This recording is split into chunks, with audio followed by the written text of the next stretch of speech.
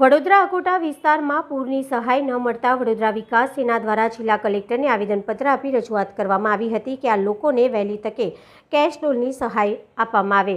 વડોદરા શહેરમાં ગત મહિને આવેલા પૂરમાં અકોટા વિસ્તારમાં આવેલા સુબેદાર કમ્પાઉન્ડ, અકોટા પોલીસ લાઇન સામે મિર્ઝા કમ્પાઉન્ડ, હાઉસિંગ બોર્ડની પાછળ અકોટા, સંજયનગર, ધનટેકરી, સંત કબીરનગર, ઝૂલતા પુલ વગેરે વિસ્તારોમાં પૂરના પાણી ફરી વળ્યા હતા, જેમાં સ્થાનિક લોકોને લાખો રૂપિયાનું નુકસાન થયું, જેને લઈને ગુજરાતના મુખ્યમંત્રીએ કેશડોલ અંગે જાહેરાત કરવામાં આવી હતી, પરંતુ હજી સુધી આ લોકોને કેશડોલની સહાય આપવામાં આવી નથી, જેને લઈને આજે વડોદરા વિકાસ સેના દ્વારા જિલ્લા કલેક્ટરને આવેદનપત્ર આપી રજૂઆત કરવામાં આવી હતી કે આ વિસ્તારના લોકોને તાત્કાલિક ધોરણે કેશડોલ તથા પૂર સહાયના નાણાં ચૂકવવામાં આવે, જે તેમનો હક છે એની તાત્કાલિક ધોરણે ચૂકવણી કરવામાં આવે તેવી રજૂઆત કરવામાં આવી હતી।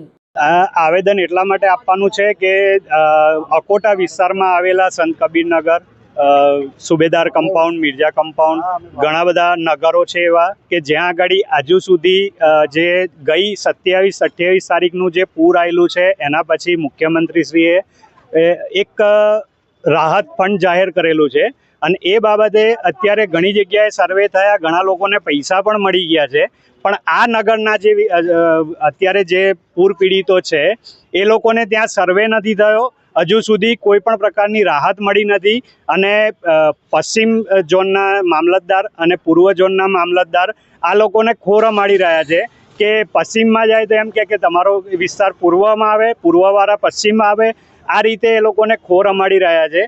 તો જો મુખ્યમંત્રી શ્રી ગુજરાત સરકાર જો આ રીતે રાહત પણ જાહેર કરતી હોય તો આ અધિકારીઓને ખોર રમાડવાનો મતલબ શું? કેમ આ લોકો આવી રીતે કરી રહ્યા છે? કોના ઈશારે કરી રહ્યા છે? ખાલી એટલા માટે જ અમે પૂછવા માંગીએ છીએ, પણ એ લોકો સરખો જવાબ આપતા નથી।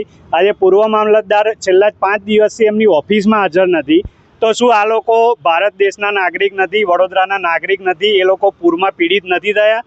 તો એ લોકોનો હક છે, તો એના માટે કેમ તમે ગોર ફેરવો છો એ લોકોને? તો અમે કલેક્ટરશ્રીને એટલી જ રજૂઆત કરવા આવ્યા છીએ કે આ લોકોને જલ્દીમાં જલ્દી સર્વે કરી અને એની જે રાહત સહાય છે એ જલ્દીમાં જલ્દી એમના ખાતામાં જમા થાય। કયા વિસ્તારો છે? સુબેદાર કમ્પાઉન્ડ છે, મિર્ઝા કમ્પાઉન્ડ છે, સંત કબીરનગર છે, ભવાનીનગર છે, ઘણા બધા વિસ્તાર છે, સંજયનગર છે, પછી મુજમોડા પાસેના અમુક વિસ્તાર છે, એટલે ઘણા બધા આખો વિસ્તાર છે। લગભગ ત્યાં આગળ 1 લાખથી વધારે લોકો પીડિત છે અને હજુ ઘણા લોકોને ત્યાં આગળ સર્વે નથી થયો અને રાહત પણ આપવામાં આવ્યું નથી। શું નામ તમારું? જિગ્નેશ પટેલ, વડોદરા વિકાસ સેના।